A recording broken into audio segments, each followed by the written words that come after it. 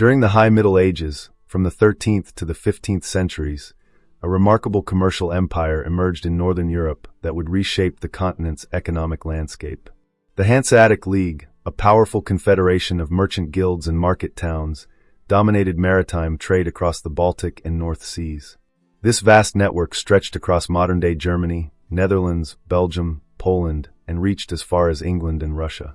The Baltic Sea served as the League's vital artery, while the North Sea provided crucial routes to wealthy markets in England and Flanders. Strategic rivers like the Rhine, Elbe, and Vistula connected inland cities to these maritime routes, creating an intricate web of commerce. At the heart of this trading empire stood several powerhouse cities. Lübeck, known as the Queen of the Hansa, emerged as the de facto capital, its strategic position controlling access to the Baltic Sea. Hamburg, positioned at the mouth of the Elbe River, became the crucial gateway between the North Sea and inland territories. Bruges, with its sophisticated financial markets, served as the western hub, while Novgorod represented the League's easternmost outpost, facilitating trade with Russian territories. The rise of the Hanseatic League coincided with profound changes in medieval European society. The traditional feudal system began showing signs of decline, as maritime trade routes opened new possibilities for commerce and social mobility. Merchants, once bound by feudal obligations, gradually gained independence and influence. This transformation gave birth to powerful city-states that operated with remarkable autonomy from feudal lords and monarchs. These emerging commercial centers developed their own legal systems, defensive capabilities, and diplomatic networks. They introduced sophisticated trading practices, including credit systems and maritime insurance, that would later influence modern banking and commerce. The League's ships, known as cogs, became symbols of their naval and commercial supremacy, carrying valuable cargo such as furs from Russia, timber from Scandinavia, cloth from Flanders, and exotic goods from distant lands. The League's influence extended far beyond mere trade. These cities became centers of cultural exchange, technological innovation, and architectural advancement. The distinctive brick Gothic architecture of Hanseatic cities stands today as a testament to their wealth and sophistication. Their merchant class fostered education, arts, and crafts, creating a unique urban culture that differed markedly from the agrarian feudal society that surrounded them. This period marked a crucial transition in European history, where the power of commerce began to challenge and eventually supersede the traditional authority of land-based nobility. The Hanseatic League demonstrated how trade networks could create powerful political entities that transcended traditional feudal boundaries, setting a precedent for future commercial empires. If you're fascinated by medieval history and want to learn more about these remarkable trading cities, don't forget to like this video and subscribe to Medieval Chronicles. Join our community of history enthusiasts as we explore more fascinating stories from the Middle Ages. Picture a typical Hanseatic merchant, a figure we'll call Hans von Bremen. Like many of his peers, he represented the new medieval entrepreneurial class. These merchants were far more than simple traders.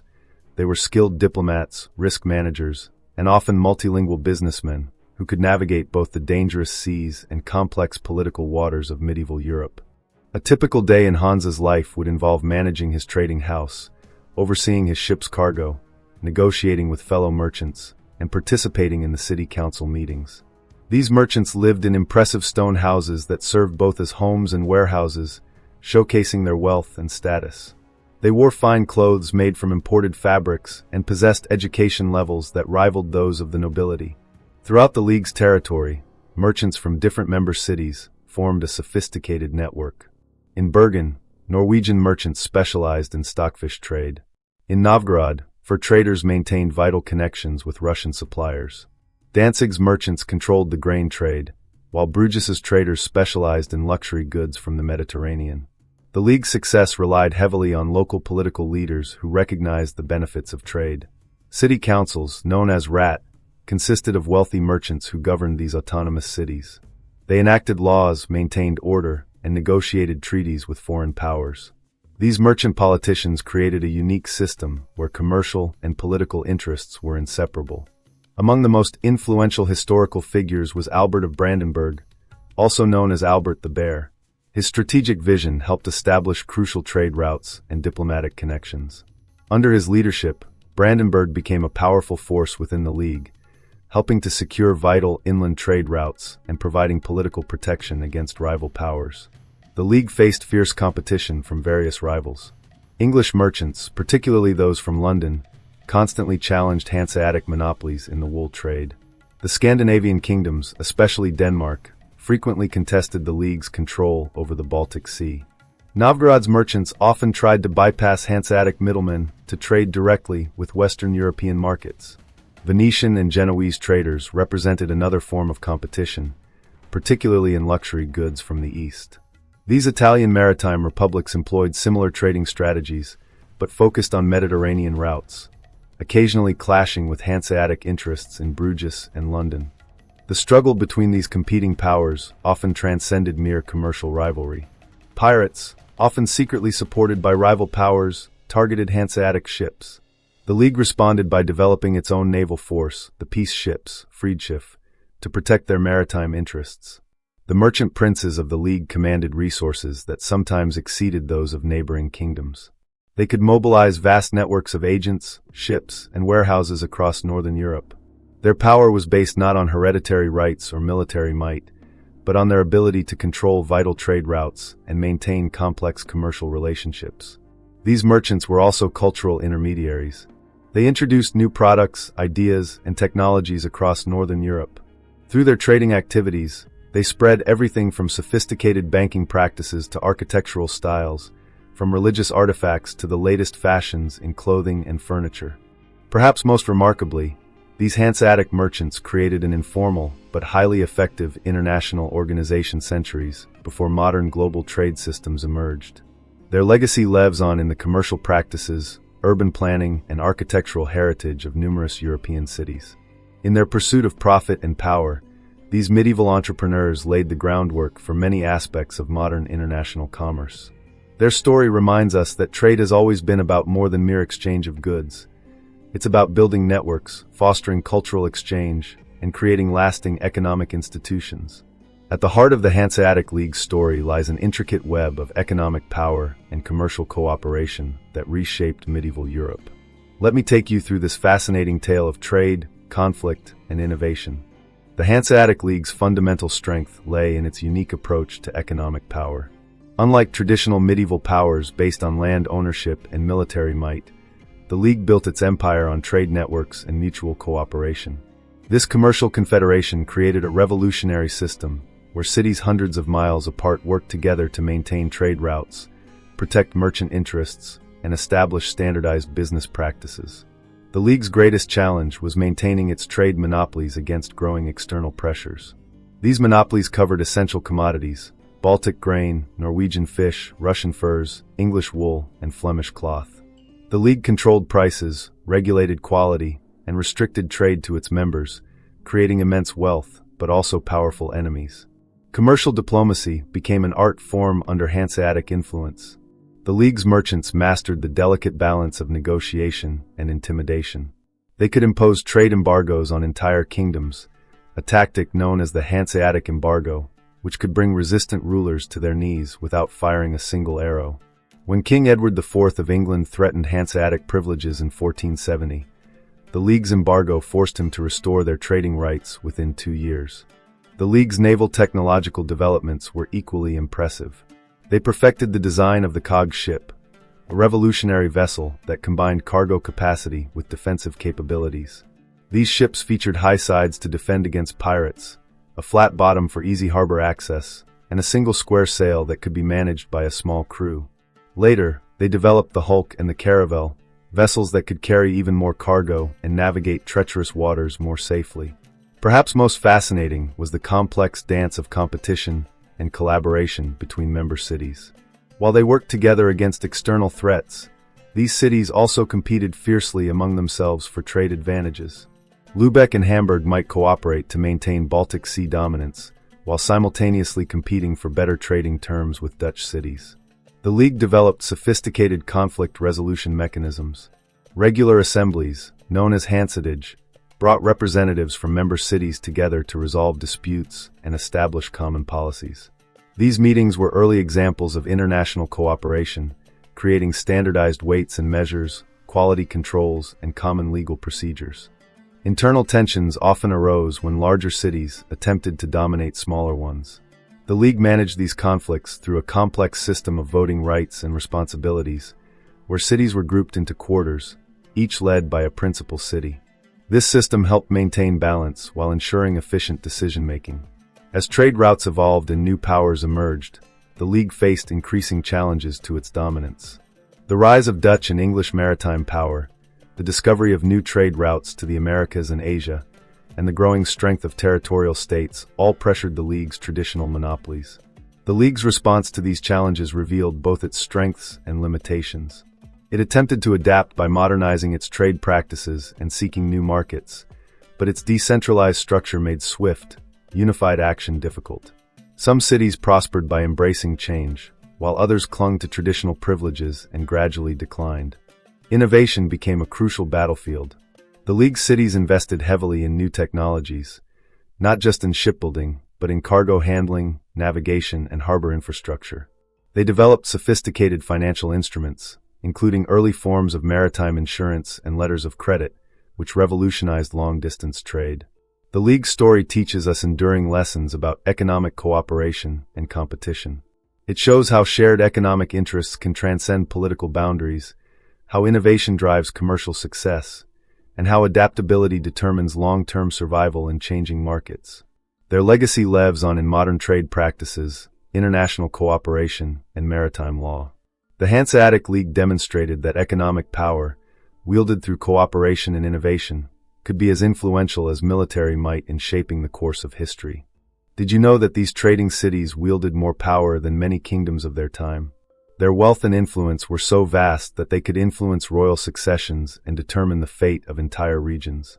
Daily life in a Hanseatic city revolved around its merchant class, a revolutionary social group that challenged the traditional medieval hierarchy of nobles and peasants. These merchants lived in impressive houses called Handelshäuser, which combined living quarters, offices, and warehouses. The ground floor typically housed the trading hall and storage space, while upper floors contained living areas decorated with imported luxuries that displayed the family's wealth and connections. The merchant's day began early, often at dawn, with the inspection of arriving ships and cargo. They would then proceed to the trading hall, where deals were struck, contracts signed, and information about distant markets exchanged. These merchants kept meticulous records in multiple languages, using sophisticated bookkeeping systems that laid the groundwork for modern accounting practices. The social structure within Hanseatic cities was highly organized and hierarchical. At the top stood the great merchant families, whose names carried weight from London to Novgorod. Below them were smaller merchants, shopkeepers, and craftsmen, all organized into guilds that regulated their respective trades. Even within the merchant class, clear distinctions existed between long-distance traders and local merchants. Guild life was central to social organization. Merchant guilds controlled who could trade, set quality standards, and provided social security for members and their families. Becoming a guild member required a lengthy apprenticeship, often starting as young as 14. Apprentices lived in their master's household, learning not just trading skills but also proper behavior, languages, and cultural refinement. The guilds maintained fascinating customs and rituals. New members underwent elaborate initiation ceremonies, some of which survive in documents today. In Bergen, for instance, new apprentices endured the water-throwing ceremony, a boisterous ritual involving dunking in the harbor. Guild feasts were legendary affairs where business relationships were cemented over elaborate meals served on silver platters. These organizations also served as social welfare systems. They maintained hospitals for sick members, provided for widows and orphans, and even arranged proper burials. Guild houses became centers of social life, hosting celebrations, settling disputes, and providing spaces for business negotiations. The economic impact on local communities was profound. Hanseatic trade created numerous subsidiary occupations. Shipbuilders, rope makers, coopers, barrel makers, cartographers, and scribes all prospered in these cities. The demand for luxury goods supported artisans of all kinds, from goldsmiths to cloth workers. Women, while officially excluded from guild membership, played crucial roles in this commercial society. Merchants' wives often managed businesses during their husbands' long trading voyages. Widows could inherit guild memberships and continue running family enterprises. Some women became powerful traders in their own right, particularly in the cloth and beer trades. Education took on new importance in these trading cities. Merchant families sent their sons to learn reading, writing, arithmetic, and languages, skills essential for international trade. Many cities established schools specifically to train future merchants. The need for accurate record-keeping led to increased literacy rates far above those in rural areas. The cities themselves reflected this social order. Urban planning centered around commerce, with wide streets leading to the harbor, large market squares, and impressive guild halls. Wealthy merchants built churches and funded public works, leaving an architectural legacy that survives today in cities like Lübeck and Gdansk. This new urban culture created its own forms of entertainment and social interaction. Merchant families competed to host the most lavish festivals, sponsored religious artwork, and established charitable foundations. Their children married across trading networks, creating international family ties that strengthened commercial bonds. The impact of this social structure extended far beyond the city's walls. Rural areas adapted to urban demand, shifting agricultural production to meet the needs of city dwellers. Smaller towns reorganized their markets to feed into Hanseatic trading networks. The League's influence gradually transformed the entire economic and social landscape of Northern Europe. In essence, the Hanseatic League created a new kind of society, one based on commercial success rather than noble birth. This revolutionary social order would eventually help transform medieval Europe into a modern commercial society, leaving a legacy that continues to influence us today. Remember to like this video if you found these insights into medieval urban life fascinating, and don't forget to subscribe to Medieval Chronicles for more extraordinary stories from history. The story of the Hanseatic League's major events begins in the bustling port city of Lübeck in 1356. This year marked the first formal assembly of the Hanseatic League, though the network of merchants had been cooperating informally for over a century before. The gathering in Lübeck officially transformed loose trade agreements into a powerful confederation that would dominate Northern European commerce for centuries. The League's early years saw rapid expansion, with Lübeck serving as its unofficial capital. This strategic location at the Baltic Sea's gateway proved crucial for controlling trade routes between the resource-rich east and the wealthy markets of the west. The city's laws and commercial practices became the model for other Hanseatic towns, creating a standardized system of trade that stretched across Northern Europe.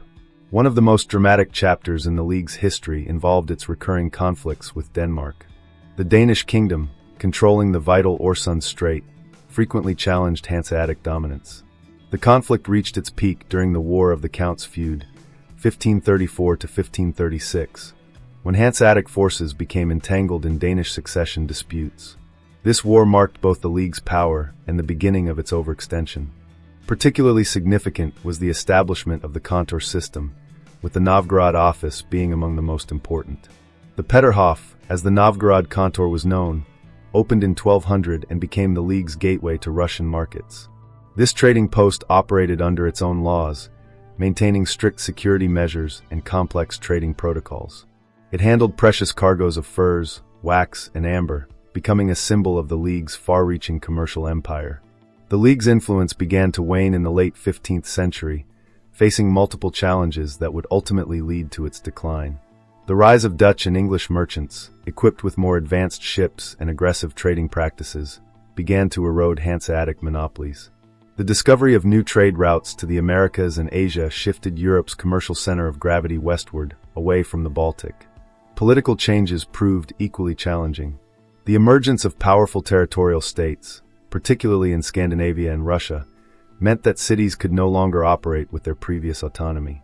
Ivan III's closure of the Novgorod contour in 1494 dealt a severe blow to the League's eastern trade. Meanwhile, the Protestant Reformation disrupted traditional political and economic relationships across Northern Europe. The League attempted to adapt to these changes, but its decentralized structure made quick responses difficult. Member cities increasingly pursued their own interests rather than maintaining collective solidarity. By the early 17th century, the League's power had diminished significantly, though some cities, like Hamburg and Bremen, maintained their prosperity by developing new trading relationships. The final assembly of the Hanseatic League took place in 1669, though by then only a handful of cities participated. This meeting marked the formal end of an organization that had shaped European commerce for over 3 centuries. Yet the League's legacy endured in the commercial practices, legal systems, and architectural heritage of Northern Europe. Some Hanseatic cities managed to reinvent themselves. Hamburg became a major banking center, while Bremen and Lübeck maintained their maritime traditions. The League's story demonstrates how economic power can rise and fall based on technological change, political shifts, and the ability to adapt to new circumstances. Today, walking through the streets of former Hanseatic cities, you can still see the physical reminders of this remarkable commercial empire. The warehouses, guild halls, and churches that stand as monuments to one of history's most successful trading networks. These buildings tell the story of an organization that showed how cities could transcend political boundaries through the power of commerce and cooperation. The Hanseatic League's cultural and intellectual achievements transformed medieval Europe far beyond mere commerce. Let me take you through these fascinating developments that still influence our world today. Naval technology stood at the heart of Hanseatic success. The League's shipwrights revolutionized maritime travel with the development of the cog ship. These vessels featured revolutionary designs: a flat bottom allowing access to shallow harbors, high sides providing protection against pirates and waves, and a sophisticated rigging system that could be managed by a surprisingly small crew. The League's shipyards continually improved these designs, eventually developing the Hulk and later the Caravel, vessels that could carry unprecedented cargo volumes while maintaining stability in rough northern seas. These ships incorporated numerous innovative features.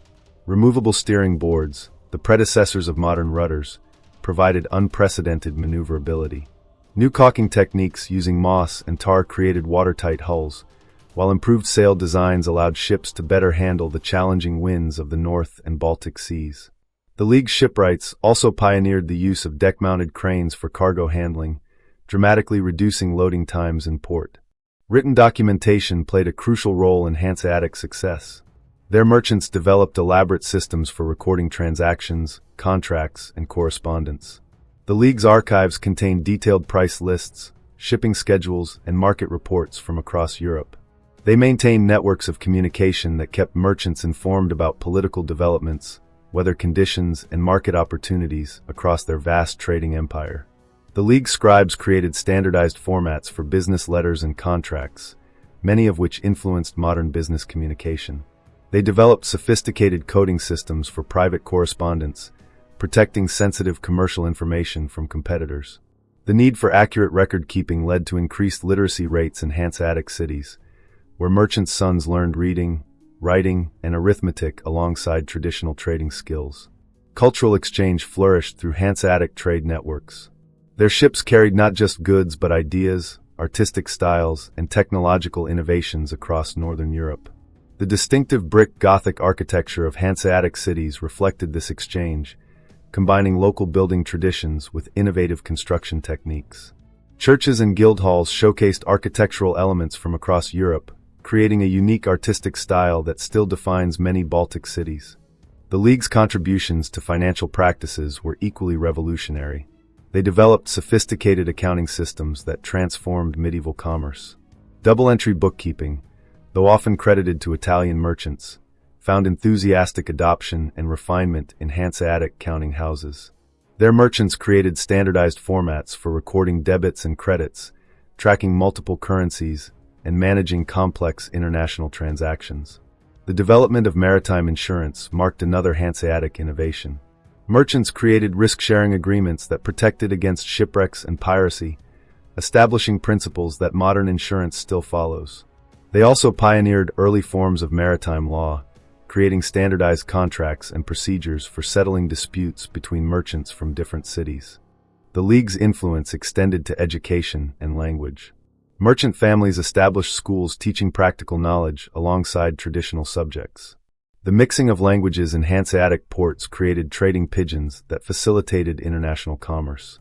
Some words from this period survive in modern German and English, particularly in commercial and maritime vocabulary.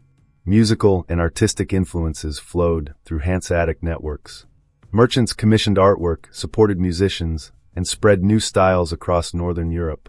The League cities became centers of cultural production, where artisans created distinctive styles combining local traditions with international influences.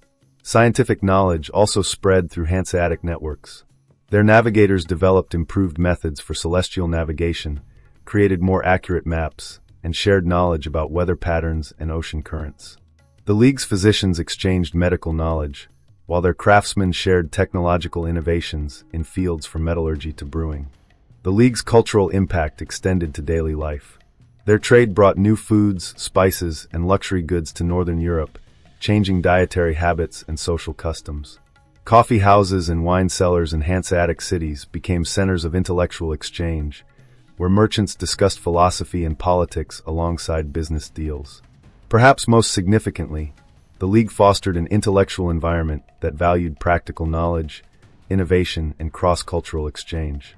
Their merchants combined traditional learning with practical experience, creating a new model of education that influenced European intellectual development. In Hanseatic cities, a unique urban culture emerged that valued literacy, technical skill, and commercial knowledge alongside traditional religious and classical learning. This practical approach to education and innovation helped lay the groundwork for later scientific and commercial revolutions. The League's intellectual legacy lives on in unexpected ways. Their emphasis on standardization, documentation, and practical education influenced modern business practices. Their approach to international cooperation and cultural exchange provides lessons for today's globalized world.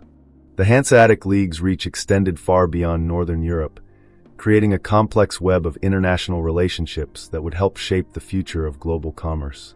Let me take you through this fascinating network of connections and their lasting impact. The League's relationship with the Byzantine Empire represents one of its most intriguing distant connections. While not directly trading with Constantinople, Hanseatic merchants established sophisticated relay systems through intermediary cities. Luxury goods from Byzantium, silks, spices, and precious stones would travel through Venice and Bruges before reaching Hanseatic markets.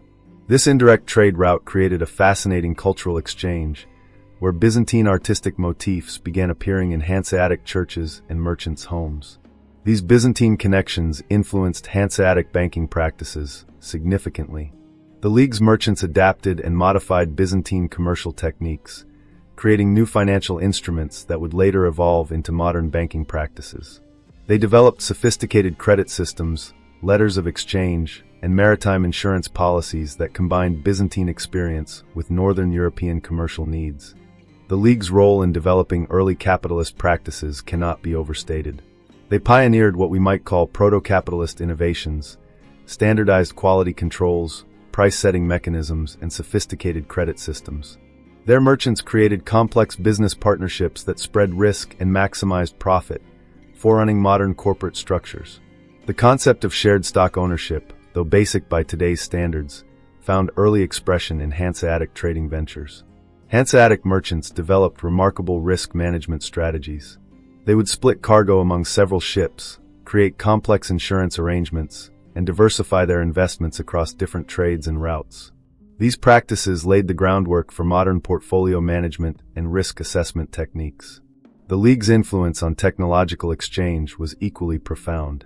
Their shipyards became centers of innovation, where shipbuilding techniques from across Europe were refined and combined. Norse navigation techniques merged with Mediterranean shipbuilding practices, creating vessels uniquely suited to northern waters. The League's ships incorporated technological advances from various cultures: Arabic navigation instruments, Byzantine sail designs, and Scandinavian hull-building techniques. Cultural exchange flourished through these networks. Hanseatic cities became melting pots where different traditions merged and evolved.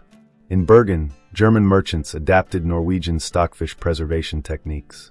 In Novgorod, they learned Russian fur preparation methods. These technical exchanges were accompanied by cultural fusion in architecture, cuisine, and social customs. The League's trading posts, connors, served as cultural bridgeheads. In London's Steelyard, English merchants encountered German business practices and record-keeping systems. In Bruges, Hanseatic merchants adapted Flemish financial innovations. Each contour became a point of cultural transmission, spreading new ideas and practices across Europe. Language evolution provides a fascinating window into these exchanges. The League developed a common business language, mixing Low German with local terms. Many modern commercial terms in European languages trace their origins to this Hanseatic trading language. Words related to commerce, shipping, and finance spread through their networks, creating a specialized vocabulary that transcended national boundaries. The League's influence on urban development extended across Northern Europe. Their architectural styles, particularly the distinctive brick Gothic, spread from city to city. Urban planning concepts, from warehouse design to harbor layouts, were shared and adapted across their network. Many modern European cities still show this Hanseatic influence in their historic centers. Educational exchange flourished within the League's sphere. Merchants' sons would travel between Hanseatic cities, learning different languages and business practices. This educational network created a cosmopolitan merchant class with international perspectives and connections. Universities in Hanseatic cities developed specialized curricula combining practical commercial knowledge with traditional learning. The League's impact on social structures was profound. They helped create a new urban middle class that challenged traditional feudal hierarchies. Their merchants developed a distinctive culture combining commercial acumen with civic responsibility. This new social model influenced cities far beyond the League's formal boundaries. The exchange of luxury goods had particular significance. Through their networks, exotic products reached new markets. English wool became available in Russia, Baltic amber reached Mediterranean ports, and Eastern spices found their way to Scandinavian tables. These trade patterns changed consumption habits and social aspirations across Europe. Perhaps most significantly, the League demonstrated how international commerce could transcend political boundaries.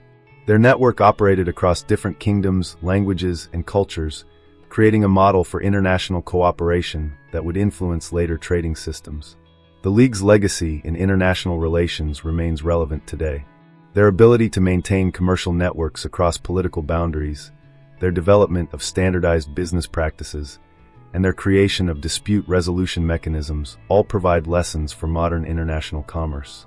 These interactions created lasting changes in European society. The League's emphasis on commercial law, contractual obligations, and peaceful dispute resolution influenced the development of international law. Their trading practices shaped modern commerce, while their cultural exchanges enriched European civilization. The Hanseatic League's enduring legacy continues to influence modern economic systems and international relations. Let me guide you through its profound impact that resonates even in today's globalized world. The Hanseatic League laid crucial foundations for modern European economics. Its sophisticated trading networks established patterns of commerce that would later shape the European Union's economic integration. The League pioneered concepts we now take for granted: common market principles, standardized business practices across regions, joint economic defense against external competitors, coordinated monetary policies, free movement of goods and skilled labor. Cities that once belonged to the League, such as Hamburg, Bremen, and Lübeck, remain vital economic centers. Hamburg's massive port complex, Europe's third largest, directly descends from Hanseatic maritime traditions. The League's emphasis on urban autonomy helped establish the strong regional economies that characterize modern Germany's federal structure. The League's cooperative framework offers valuable lessons for modern international organizations: successful balance between competition and collaboration among members, effective dispute resolution mechanisms, strength through voluntary association rather than central authority, power of economic sanctions as diplomatic tools, importance of standardized legal frameworks for international trade. Their model of mutual support and collective action against external threats parallels modern trade blocs and economic alliances. The League demonstrated how shared economic interests could transcend political, cultural, and linguistic boundaries. The League's innovative approaches to commerce and diplomacy set precedents that remain relevant: development of sophisticated financial instruments, creation of standardized quality controls, establishment of permanent foreign trading posts, use of economic leverage in diplomatic negotiations, protection of merchant rights across jurisdictions. Their pioneering work in maritime insurance, letters of credit, and arbitration procedures laid groundwork for modern international commerce. The League's diplomatic practices influenced the development of consular services and trade missions. Modern global economic systems reflect numerous Hanseatic principles: network-based trade relationships, importance of standardized business practices, role of cities as economic drivers, balance between cooperation and competition, significance of maritime trade routes. The League's trading network bears striking similarities to modern supply chains and economic interdependence. Their management of multi-currency transactions and international credit arrangements prefigured today's global financial systems. Perhaps most significantly, the League demonstrated the power of economic integration to promote peace and prosperity. Their success showed how commercial ties could create stable international relationships, a principle that underlies modern economic diplomacy. Digital trade networks and e-commerce platforms mirror the League's creation of standardized trading practices across diverse regions. The emergence of global cities as economic powerhouses independent of national governments recalls the League's city-based commercial empire. The League's experience with environmental and resource management, particularly in the Baltic fisheries, offers lessons for modern sustainability challenges. Their long-term approach to resource management demonstrates the importance of balancing commercial exploitation with conservation. The decline of the League also provides valuable lessons about adapting to technological and political change. Their eventual inability to compete with new maritime powers highlights the importance of continuous innovation and flexibility in maintaining economic dominance. The Hanseatic League's legacy extends far beyond medieval commerce. Its innovations in trade, diplomacy, and international cooperation continue to influence modern economic systems and international relations. As we face contemporary challenges in global trade and cooperation, the League's experiences offer valuable insights for building sustainable economic relationships. Share in the comments which aspect of the Hanseatic League surprised you the most. Was it their sophisticated financial systems, their powerful trade network, or perhaps their innovative diplomatic strategies? Join the discussion, and don't forget to subscribe to Medieval Chronicles for more fascinating historical insights.